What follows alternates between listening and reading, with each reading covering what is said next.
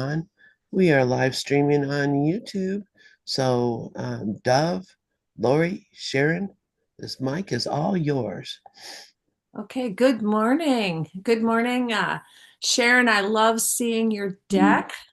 Uh, you went inside, but I love seeing your deck because I've been there and it's beautiful and it makes me happy to see it. And Karen, you popped your head in and that was nice too. And good morning, Mickey. You just came in and good morning, Lynn. And I already said hi to Sharon Dove. So today we are on the review of lesson 192. I have a function God would have me fill. I am going to do what I've done the last couple weeks and do a lesson previous to that, though, my favorite lessons. Lesson 191 is another one of my favorite lessons, and it changed my life. And I have told this story before, but I will tell it again. Lesson 191 was, well, let me back up. This was in 2010, so it was 15 years ago, where I had still been in the throes of depression. I hadn't fully gotten over it yet through using lesson 190, but lesson 190 got me over decades of depression. And just this morning, I noticed, oh, those are back to back 190 and 191. It's like after all these years, I noticed that these two pivotal lessons were in a row that absolutely changed my life, both of them. So, lesson 190 got me over decades of depression by saying for a year, over and over and over, I choose the joy of God instead of pain. And that healed the depression, lifelong depression. And 191 started healing the attachment to ego, the identification with ego. Back in 2010, I was living with Rod, and I just said to him in the throes of my depression, I just said, I'm so tired. I am so tired. I don't want to be here anymore. I don't want to do this. I don't understand why I'm still here. I know that this world isn't real. I know that I'm not a body. I know all that. And so how come I just can't get out of this body because this body is weighing me down? And um, he said, well, you can choose to leave if you want to. And I said, what? I can? Well, Rod came from Native American, Mexican tradition, and his grandfather did that. His grandfather said, okay, today's the day I die. And his grandfather walked out into the desert and died. And so Rod said, I don't want you to go, but I don't want to keep you here if you don't want to be here. And just in saying that, Rod truly loved me more than anyone in my entire life because he knew me and he saw me and he still loved me even with all my darkness. And anyway, so I said, I can decide to go. And he goes, yeah, you can make a decision and something will happen and you'll go. Because I didn't want to commit suicide because being a therapist and having seen the effects of suicide on family members and loved ones, I was like, no, I'm not going to do that to my family and friends. So I said, okay, then Rod, I love you, but I don't love you. That love for you is not keeping me here. And I am deciding to die. And with that, I had so much energy. I had more energy than I had had in 5 years. Because in 2005, the book Breaking Free came through me. It just came through me. And it was so joyous and wonderful. And I was up in the middle of the night taking down notes and typing. And it was so much fun looking up all the course references to the things I was writing about. And I loved it. And so when I got to this decision of, oh, okay, I'm out of here. I'm out of here. I was so happy. Oh my gosh, I was so happy. I made up a memorial service and I, typed it all up and I contacted two friends of mine who were reverends and asked them to speak at the memorial service. And one of them was like, yeah, I get it. I get it. And the other one was mad at me. Don't do this. Why are you leaving me? and put the songs together. And I wrote notes to all my family members. I put notes on all the things that I had that were, I thought, valuable um, and for who they were for. And then I was going to, back then, email was, I wasn't that comfortable with it, like emailing documents and stuff. So I was going to print out the memorial service document and send it to my girlfriend and who was going to speak. And I had written, my name and the date of birth and the date entered into eternal life. And I put May blank 2010. So I um, went to print it and it wouldn't print. And I'm going, wait a minute, I just printed a document earlier today. That's weird. So I took a rough draft that I had made and I went and tried to Xerox it and it wouldn't Xerox. And then so what is going on? My printer's not working. And then I took another document, like something totally unrelated from my computer, and it printed. And I went, what the hell? So what I did is I got the thought, which Spirit, of course, gave me that thought of take off the date of death, the date entered into eternal life. I took it off, the document printed. And I'm like, oh my gosh, Spirit is telling me you are not in charge here. You want to leave, you want to so called die, you aren't in charge. Well, okay, so I took that off and said, okay, well, maybe it's not this month, maybe it's next month, whatever, and continued on my way. I went to see my daughter, who was in college at the time, and I gave her my last bit of gold. It was a gold maple leaf, and it was worth quite a bit of money. And then she later used it to finance her wedding. And so I thought that that was the last person I had to see before I would die. And so I thought, well, maybe I'll get in a car accident on the way home, or maybe I'll have an aneurysm. But I came home, and all of a sudden, all this energy I had had for 2 weeks of, oh, I get to be out of here, was gone. It was just gone. And I'm like, ah, it doesn't feel like I'm going to die now. I don't understand. Where did it go? Where did it go? So I was kind of bummed for a while. And after about 5 days of it being gone, there was this new intersection built near, I lived near a 2 lane, 55-mile-an-hour highway. And there was a new turn lane put in at this major intersection, and it caused a blind spot. So I'd been turning at this intersection for, 10 years.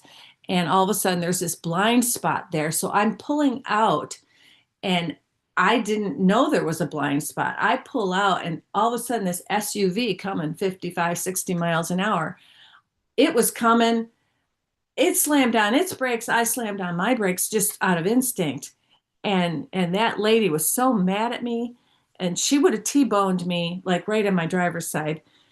And I was shaking, and it was just an instinctive reaction to hit the brakes. And anyway, I was only about 3 miles from my house. And as I got undone, unshaky, I went, wait a minute, wait a minute, wait a minute.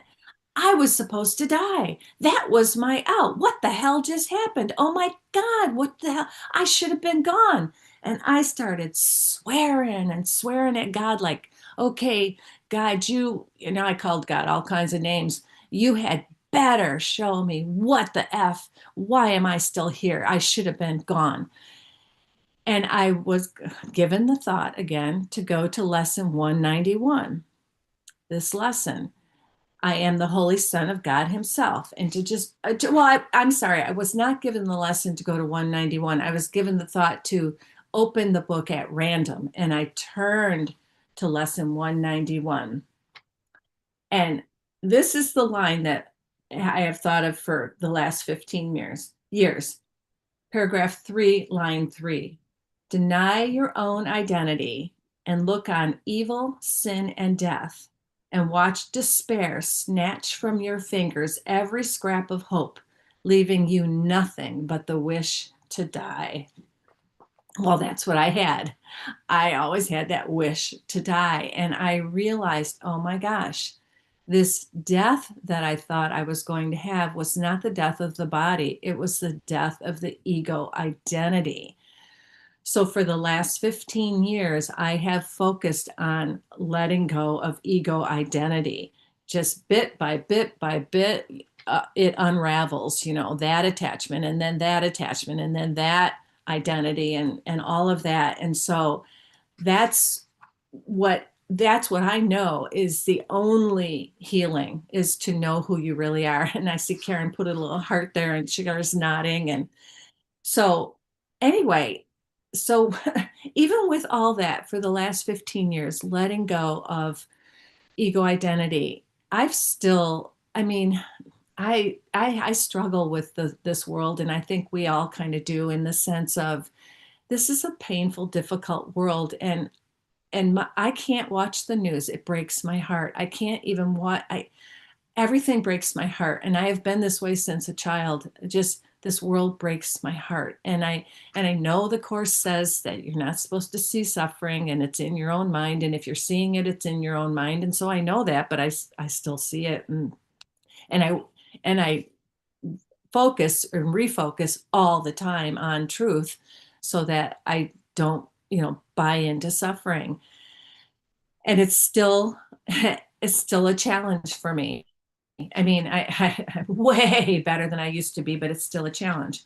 Well, the other day I came across something in the Holy Encounter from this lesson 191, and because I've been praying, help me to be okay with the world, help me to know that I can live here and be happy when I'm at the age where all people I know and love are dying, and it's been happening and more and more and more. And every time someone does, I just, oh, it's just horrible. I'm not afraid of my own death, but I just hurt so bad that's always why I want out of here, because I hurt so bad. But here's the quote from lesson 191 from paragraph 10. Then Then let the Son of God awaken from his sleep, and opening his holy eyes, return again to bless the world he made. In error it began, but it will end in the reflection of his holiness, and he will sleep no more and dream of death. Then join with me today. Your glory is the light that saves the world. You are the Holy Son of God Himself. Remember this, and all the world is free. Remember this, and heaven and earth are one. So, here, this lesson goes into what I've been focusing on the last year and a half or two or so, where it's like, oh, yes, this world is forgive it, and the world is a safe place to rest in.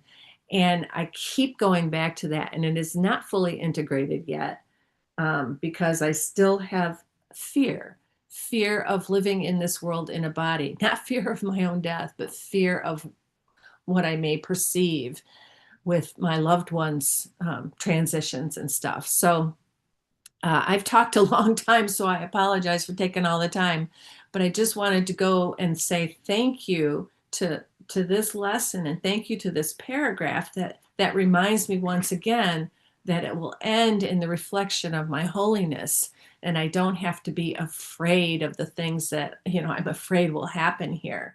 So with that, I'm going to turn this over to you, Sharon. Good morning. That was beautiful, Lorri. What a story. What a story.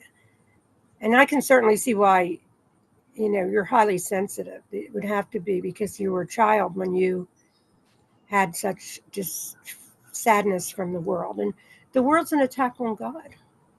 It's attacking the very thing that we are. And the last couple months have been just this knowing has come out full force that there is really no world, that it's all me, my consciousness that I'm responsible for. And what is, what I used to think when I thought I was Sharon, and that's the mistake I made all along, was just thinking I'm Sharon, the dream figure, and I'm dreaming about Sharon because I'm the dreamer. No, we aren't dreaming about the character. It's one dreamer, one light, and one being. And it's impersonal. It's very much impersonal. So, the confusion that happens is the layers that come in and out of our minds. Like I can be in peace and then be in hate, and that's what we do when we're in duality. But the unconscious mind doesn't even, if I remain unconscious, then I wouldn't even see that as anything different. But now to see it and to know that the seer is the only thing that really matters here, because the unchangeable doesn't change. And yeah, the world's insane. And if anything, in this lifetime, I've seen a lot of things, but the way the outer picture looks in our world is just what the Course says. It's a hateful, hateful dream. And it's all about being right. It really is. It's about being right and knowing that this is real, this is my reality, and I hope I live long enough for that there be a change in the world. That's what ego says. I hope I live long enough. But when I look at mind, what is a mind? Well, you can't. It's intangible. You can't describe what something is that's intangible. You can't grab it. You can't like cut it. You can't do anything. It's permanent. It's what we are. We are the awareness, and even that's not necessary because I've opened up the Tao Te Ching over the last couple of weeks, and I've seen that as soon as you name anything, you really are back in form, and form always has this is a dream of judgment. It shouldn't be this way. But to me, it's an organic flow. If the person is still trying to get there, that's painful. That's very painful. I've been the seeker long enough. The ego will keep you seeking forever. And it doesn't know what I am. So if it doesn't know what I am, then why count on it for anything? The trap is when I think that I am Sharon. Like Sharon cannot change. She cannot let her children go. It's the spirit in me. It's the God in me that knows that my children are all the same in my mind if I see sameness, which is the Christ. And I have to trust that we are all just walking each other home. And we could never know anything, and to judge it, like for instance, I'm big on judgment right now. If I get on there and watch what's going on with certain behaviors in the world, but those behaviors, if I buy into them, are mine. As soon as I buy into them and think that this is right and that's wrong, it becomes mine. So it's about changing the identity, and the identity has always been the Christ or this Holy Spirit. And there's so many names for what we are.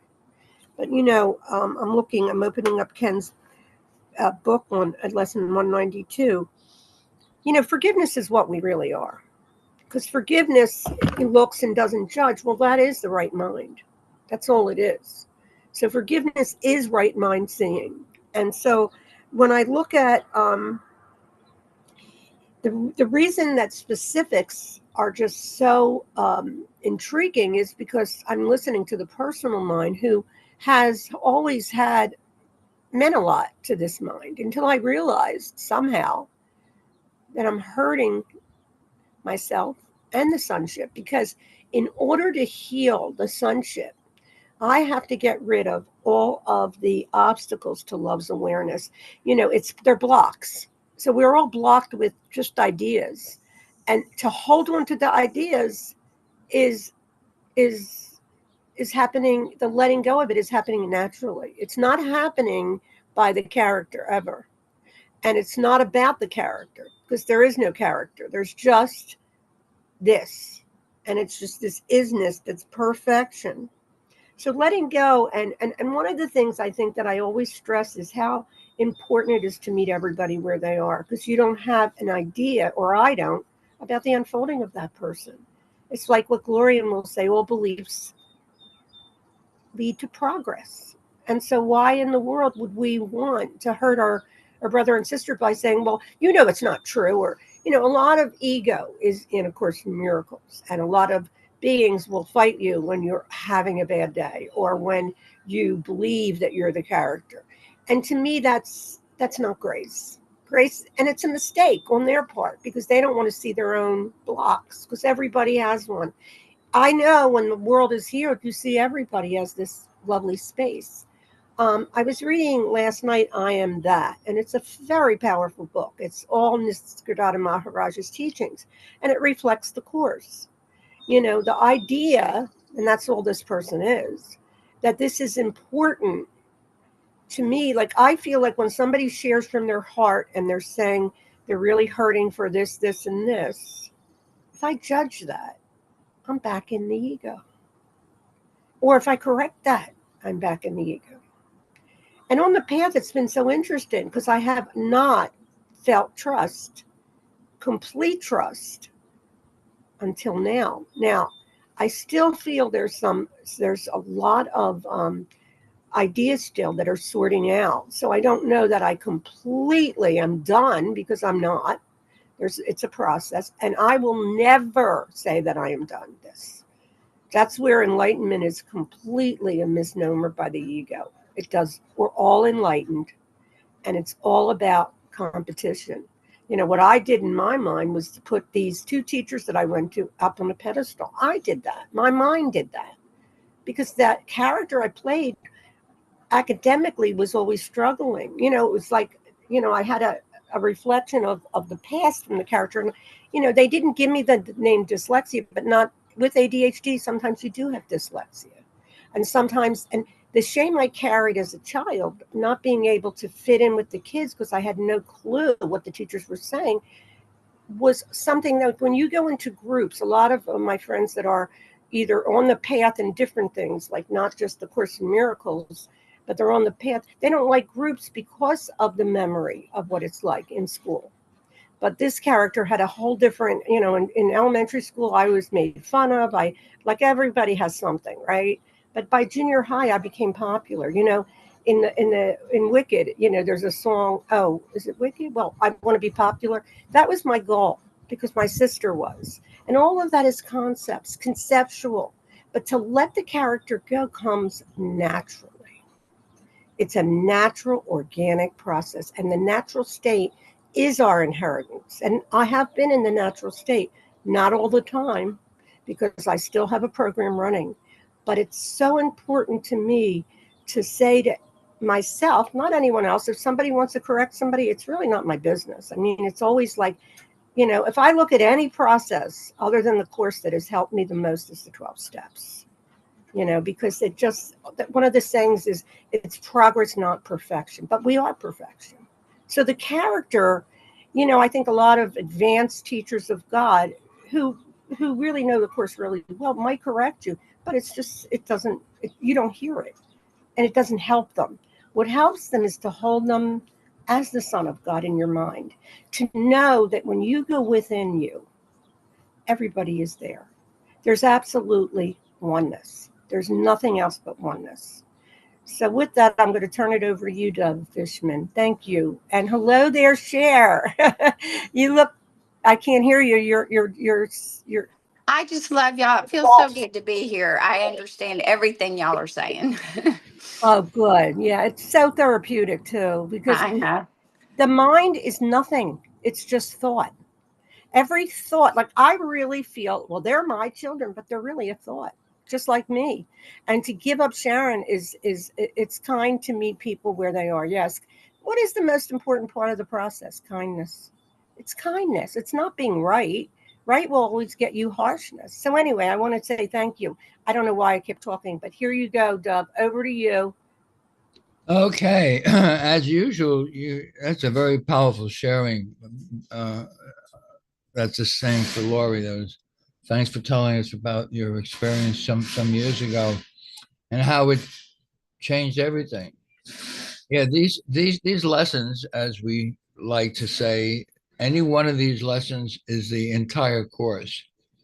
And of these 20 lessons from 181 to 200, we all have favorites. Like I have all things are lessons God would have me learn, which is tomorrow's lesson, 193. I like a lot of them. But I realized that 192, which is today's lesson, I really don't really know it all. So I had to read it before we started. I just read the whole 192. And of course, 192 is all about forgiveness. And it says, I have a function God would have me fill. And if you know the course, that is our function. You know, he says it a few times. My only function is forgiveness. But I want to read this 192 to see what he had to say, and I'm going to put up Ken Wapnick's commentary on it. I put it up here in the chat. It says, "This is what Ken says: Our function is not to do specific things with others." Or to teach specific things to the world, but only, key word is only, to change our minds about relationships and the world. Thus, we all share the same content of forgiveness. In looking at today's lesson and looking at what Ken says, he's saying, listen, there's only two ways of looking at things in this world. There's the ego's way, which is specifics, such as special relationships, specific, special, they're both the same. And Holy Spirit's purpose, which is waking up. And there's only two purposes. He tells you that in the course. He says, it would be very unfair to you if there was more than two. So you got to choose one or the other. That's really what the course is, and if you're looking at the world of form, you aren't choosing it all. Or you might think, well, I'm going to choose a different person. I'm going to choose a different career. I'm going to choose a different. It doesn't matter. They're all the same. They're concepts. They don't really mean anything other than the meaning that you give to it, or the meaning the ego gives to it. So the only other purpose is the Holy Spirit's purpose. And you find that in my mantra lesson 25. I do not know what anything is for. And he starts off with a 3-word sentence. Whenever you see a 3-word sentence, he wants you to listen. Purpose is meaning. And only purpose has any meaning in this world. Only purpose. Can you imagine that? It isn't that there's a lot of other things. No, only purpose has meaning. Because purpose takes you out of the mud, out of the you or me, us or them, good and bad, right and wrong. Because purpose says there's another way of seeing. Yeah. So when you raise your mind, I'm not talking about this mind. I'm talking about as you step out of this mind into your real mind, the one that you share with the love of God, with the peace of God, with all included equally. And that's the idea of oneness, is inclusion. If you're leaving anyone out, you're leaving yourself out for sure. So in getting into this 192, what I saw is a couple of things. He talks definitely about you just don't want to see your brother as anything other than what it is that you are. And the forgiveness is not about forgiving my brother. It is not about, that's probably the biggest mistake going. Oh, well, I forgive my brother for what he has not done to me. Do I want to see my brother as sinless? No. You have to free yourself from the dream first. That's key. Forgiveness is for you. A long time ago, I heard Ken say, forgiveness is the all things of getting out of your problems in this world is like a double-edged sword. You're going to cut the thing you are, the thing that's holding you down, maybe a relationship, but you're also cutting yourself. Forgiveness is the only sword that doesn't cut both ways. It only cuts one way. It doesn't cut you. Because it's really saying that I am, as God created me, I've never left God.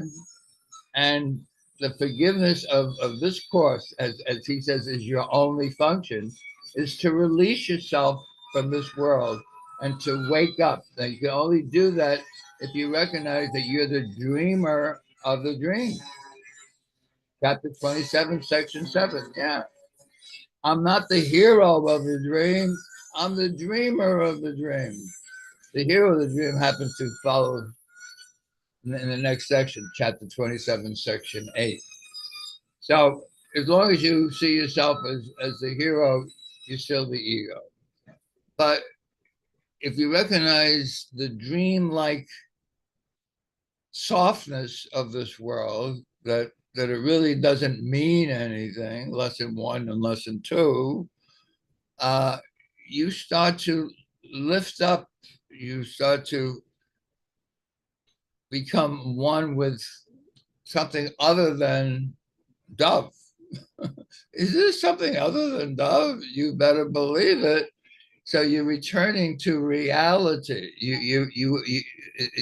You aren't a prisoner in a prison cell with a warden watching over you, and you think that you have a choice of a different menu. Well, I want oatmeal this morning instead of frosted flakes. Oh, really? You're still a prisoner, baby. No, you have to realize that you put yourself into this prison and only you can release yourself. That's what forgiveness is. Yeah. I really don't want to fool myself anymore. I don't want to hurt myself anymore. I don't want to be angry at myself anymore. You might say, well, what do you mean? I'm not angry at myself. Well, is there anyone out there that ever gets you angry? Really? Is there anyone out there that says something that you don't like? Really? You think that you have anger towards them? No, baby. In this mirrored world, you're angry at your own belief. It's a belief, it's a lie and guilt. If you didn't believe in guilt, you wouldn't have a body. A body is simply the symbol of sin. You know, like, oh, I'm over here, you're over there. Isn't that separation? Well, I don't believe in separation, but I believe in my body. So, the course is really very simple when you get down to purpose. And what is the purpose? To wake up. That's the only purpose that you could possibly have in a dream. If you think your purpose is to mixing it up with somebody in the dream, forget about it. There's nothing out there. He tells you that. You all know one of my favorite sections, Beyond the Body, chapter 18, section 6. He starts off with, there's nothing outside of you. Really? This is what you must ultimately learn. He's nuts. What do you mean there's nothing outside of me? There's a lot of things outside of me. What are you telling me that for? Oh, ultimately, I'm going to learn it. Really? And John Monday, who's going to be our guest teacher here at ACIM Gather Monday, August 11th. Yep, at 7 p.m. Please join us. As John Mundy said to me, standing at the airport many years ago, he says, do you know what the word ultimately means? Because I thought ultimately means, well, one day when I'm old and gray. I've been old and gray for some time. He says, ultimately means now. There's nothing outside of you now. Really? In the same paragraph, chapter 18, section 6, paragraph 1, he tells you what heaven is. It's the only place in the course that he's so clear about heaven. We're talking about Jesus. I ain't talking about Jesus, the biblical character or the body. I'm talking about the voice from beyond this world. He says, what is heaven? Heaven is simply an awareness. Awareness, really?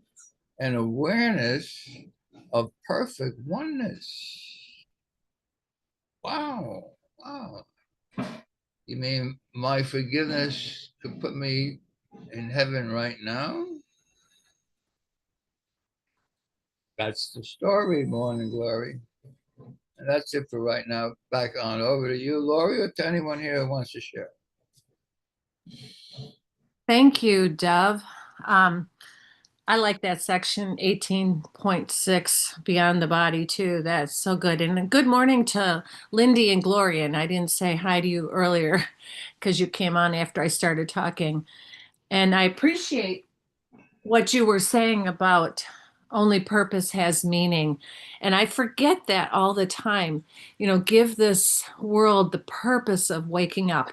Well, actually, I do have that, but the ego co-opts that and says, "Ah, I can't do it. I can't do it. It's so hard." But then, of course, I go to for the ego, everything is hard. The ego can do nothing. And so lately, when I've been identifying with, I can't do this. I can't do this. This is too hard.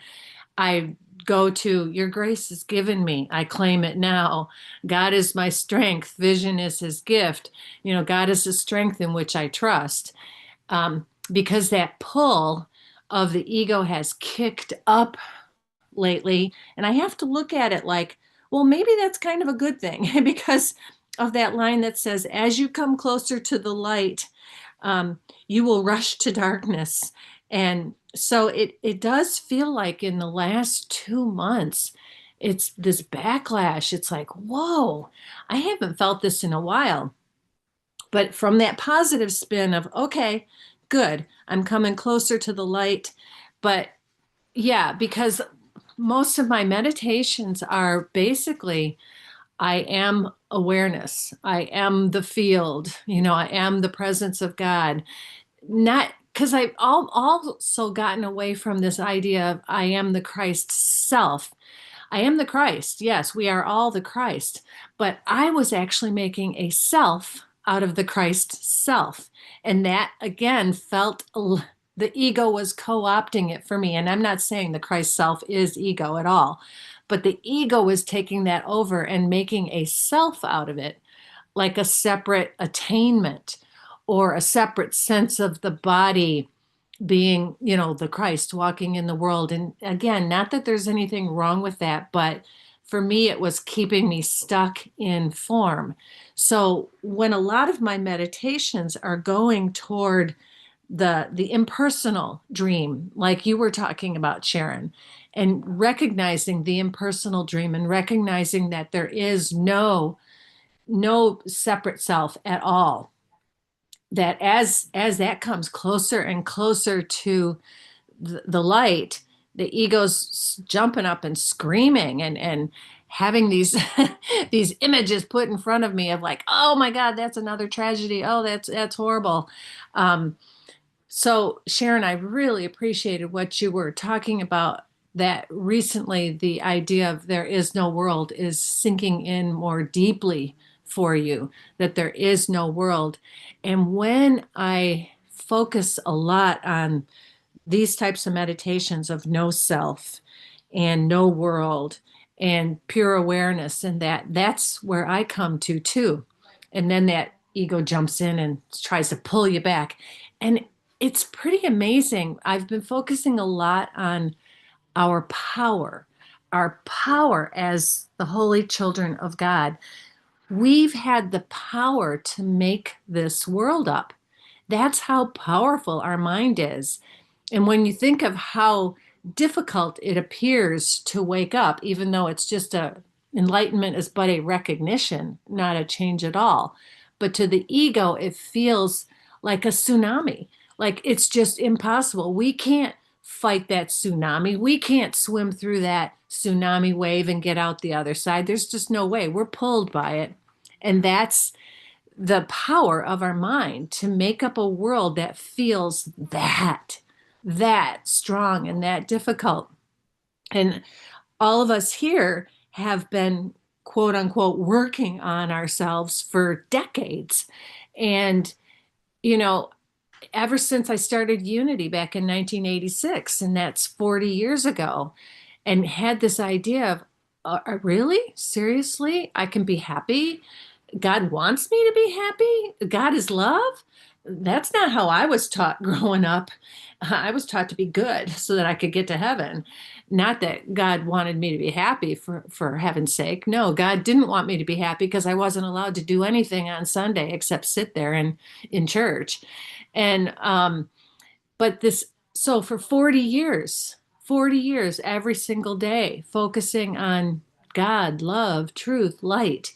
And 20 years, over 20 years, every single day on the course, even though I first did the course in 1986 by myself and I didn't understand it at all, except I got the idea of forgiveness. And if you attack someone else, you're attacking yourself. That's what I got from it back in 1986, and then picked it up again in 2003 with the disappearance of the universe when that came out. So, but that's how strong this is, that even today, after 40 years of every single day working on or focusing on that, I can still get pulled under, and it's just, it blows my mind. But again, looking at it positively, look at our power. Oh my gosh, look at the power of our minds. And so today I choose to use that power to choose truth, which again, we've been doing for years and years, but it's getting closer. It feels like it's getting closer in so-called linear time, but it is just an instant of recognition. And so I'm going to turn this back over to you, Sharon, and I'll see you guys. I'll be on till 9:30, but I'll see you guys next week because I'm not going to speak again. I think you play pickleball, Laura, right? Is that where you're going? I do, and they start at 8 o'clock, so I get like one game in because I get there late. I mean, it's so addicting. Everybody that, my bonus daughters, I call them, because that's Cliff's girls. They play, and it's like they enjoy it so much. It's such a good outlet, and it's just fun from what I see. But I'm not as athletic as, I'm just not that athletic, so I don't know if I would do it. I don't do well with, anything like that. But getting to the idea that that isn't my function, really. See, the distractions, but I really believe pickleball would be fun. And what is the person supposed to do in this world? Well, be happy and have fun. It's that simple. Now, certainly, if the persona is still believing, or this personal mind is still believing that this world is real, and as I said before, it's becoming so unreal, where the certainty is really more in the forefront. Because people, like, I can't say to you, well, people don't suffer, because in the dream, that's their experience. And I don't deny any experience. Experiencing is part of the whole process of undoing this ridiculous mechanism that formed a world. And yeah, it's a world it's an attack on God. So why do I want a world that's not real to be real? Well, that's not me wanting it. That's the ego. What I want is the peace of God. And it's funny, I came into this together maybe, I don't even know, 20 years ago. And about that, but it doesn't matter because there's no time either. But the thing that I recognized is, when you first open a book like this, the one person, and only this person, that helps me so much is Ken Wapnick, because he continues to say this is a process. On Living the Course by Ken Wapnick, it's one of his audios, and they have it on Audible. It's the only one on Audible that they do have. And, what he said was, he had this, I think it was a guy that told him he did it in a week, forgiveness, and he's just feeling great. And that's the kind of stuff that happens with the ego, because the ego doesn't want this. It will rush in and say, I'm there. Well, you are there because you never have to do any of this work to be the Christ. But some of us are moved to do it. And the most important thing is the process, because it certainly is a process. It's not, what are triggers? I know they're just opportunities to let go because they're not who we really are. On my walk this morning, I was walking. I'm trying at this point, not even trying, I'm allowing myself to get up very early to walk my dog when nobody's around in the silence. And on the way, then I was just prompted to listen to Keith Kavanaugh. And when I say, I think everybody has something to give us, but he does it where he has a rhythm to the course where he's teaching, and he's so funny on talking about what we do as egos. Like we really, really have like this perpetual comedy going on in this split mind. And I found, like on my walk, I just kept getting it landed in ways that the light just became stronger and stronger. And Ken too, but I think everyone has offered me something. Everyone. And of course, the people that I don't like offered me the most, because that's my mind that's dreaming about me, not them. And it takes a while. I had a lot of temper tantrums in the last couple of months, because what I do see is what Lorri just shared, was that when the ego when you start to really move deeper, the ego does become a little bit more, or a lot more, contentious. It doesn't want to let go because it's not a harmful device. It just doesn't know what we are. So you treat it like a child, because you realize there is no ego.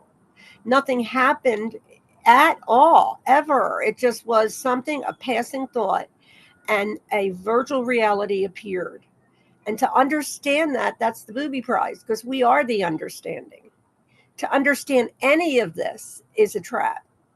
The Course tells you in the beginning, don't try to understand this book. But of course, I did try to understand it, because I didn't understand why it was saying that. I'm going to say, I called Judy and she was alive then, it was like 20 years ago, from the Course in Miracles Foundation. I didn't even call her. I wrote to her, and she wrote me back saying, please don't try to understand this. And obviously at times I listened, and other times I didn't. But it doesn't really matter, because the process of undoing the ego is working, even if I think we never even read a book, because it's an organic process, right? But I think it mitigates our guilt, because that's still what I have. Like, I wonder if I said something wrong now, if my mind would go, well, you hurt them, because that's what my mind would do. It would beat me up for that. And sometimes that happens too. But, Lorri, I want to go over to you a little bit. When you said the world, being a highly sensitive person, it can sometimes seem very, very ugly. But my ego, or there's only one ego, that's not my ego, but the ego mind for this one was always pulling myself into another place where I could find happiness. Because the one thing that I do remember doing, and my mother would kind of tell me that, that she didn't understand me, because I liked everybody. I always looked at people like with this love, and I called them love even at the time.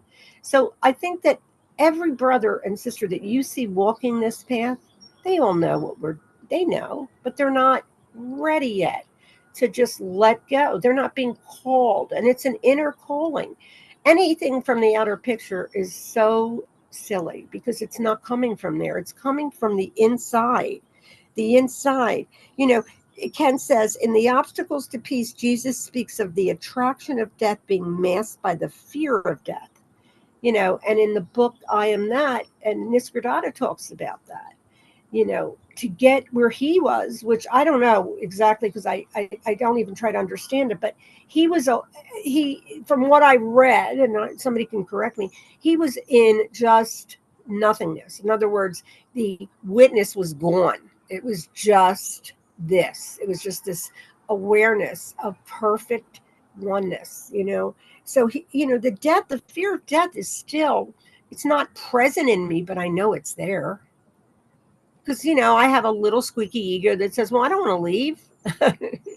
But where are we leaving to? The character means nothing. I always felt like it did mean something. And I think we all do, because we're protected. We think it's special. And that is the biggest trap of all, specialness. So the obstacles to peace is the attraction that, well, this mind has to drama, especially death. Like, oh my God, it's going to be over. I've been here like I'm going to be 71, and now that's meaningless. You don't know that you're what age you are, because it's just happening virtually. It's a virtual reality, which means when you sit down and you put goggles on and you see something different, that's what's happening. I'm going to have to, Karen, come to share what you're saying. Please share, sweetie. I'm so glad you're here.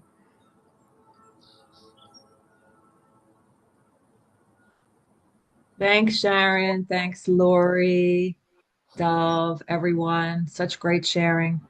This is a great lesson. Today's lesson. I have a function God would have me fill, which is forgiveness. And I love what Sharon shared, and that's what made me raise my hand about the process. That this is a process. This is a process, and it really reminds me of the ladder of prayer, because the ladder of prayer is the process, which I learned this from Ken Wapnick, but you can learn it just by reading it. It is a process of forgiveness. The ladder of prayer is a process of forgiveness. And we start out praying for things. We start out with that scarcity of thinking we need things, and then that's the bottom of the ladder. But then once we work our way up the ladder, we recognize that we have everything, because we are everything. And once we recognize that we are perfect, whole, and complete, we don't. This is a quote I love by Ken. Ken says, "I don't pray for you. I pray my mind is healed that thinks there is a you." So there is nothing outside of my mind, as Dove says. That is what we must ultimately learn. All attack is self-attack. Anger is stems from projection. It's always from me, and I'm always seeing my own thoughts projected out. So I love this ladder of prayer, and I love the idea of the process. And then once we get to the top of the ladder, we recognize that there even is no body. That's when we really recognize that the body is not, for me anyway, that I get there and I go and I come and I go and I come and I go, that the body, I do know that the body is not the truth of who I am. That is one thing I am certain of, that the body is not the truth of who I am. And I am not free of praying for things. I will be completely honest. I know that it's not true prayer, but I still do it. And I'm not going to feel guilty about it, because this is a process, and we have to be honest with ourselves to get to the top of the ladder. So I love the process. I love being here with everybody, and I love the topic of forgiveness. Thank you. Okay, thank you so much for that, Karen. You brought up a lot for me. And for some reason, I want to share the last two quotes that I just added to our now 94 Ken Wapnick quotes, and I'll put them up on the board. The first one is called "The Purpose of a Dream Figure is to learn that you're not a dream figure." That's the same thing as saying I'm not a body, but the whole idea of being Keith has done very, very well taking that idea of a dream figure, which the course talks about the dream figure. Ken talks about it. So since purpose is everything and only purpose has meaning, what's the purpose of a dream figure? Purpose of a dream figure is to teach that you're not to learn that you're not a dream figure. And the last new well, I just added it yesterday. The last new quote from Ken is this all-inclusive nature of love. And this is on today's lesson, by the way. This all-inclusive nature of love ends our specialness, which our resistance protects. So if you wonder why things keep happening to you, the only reason that anything happens in this world of fantasy of illusion, of dreams, is resistance. And what's the antidote for resistance? Acceptance, which is another word for welcome, which a lot of us are starting to only welcome it. And of course, the third synonym is the one that says trust would settle every problem now. Trust and acceptance and welcome, they're all the same. Yeah. While I'm on it, we have 2 more minutes left. I want to thank Robert, who's right here. Robert's here on, I guess it was Monday, and we spoke about, it could have been Tuesday, I don't know. And we spoke about, no, it was Monday. And we spoke about Sandy Levy Lundy, Lundeen, and Sandy, who used to teach here. She'll be back here this coming Tuesday, I believe. Yeah, she'll be here on Tuesday, this coming Tuesday. And a few of us mentioned John Mundy, the guy who married me a long time ago. John will be here Monday, August 11th. August 11th. We have a lot of people coming here. We have Yogi Chris is coming here this coming Monday. I think it is Monday, yeah. And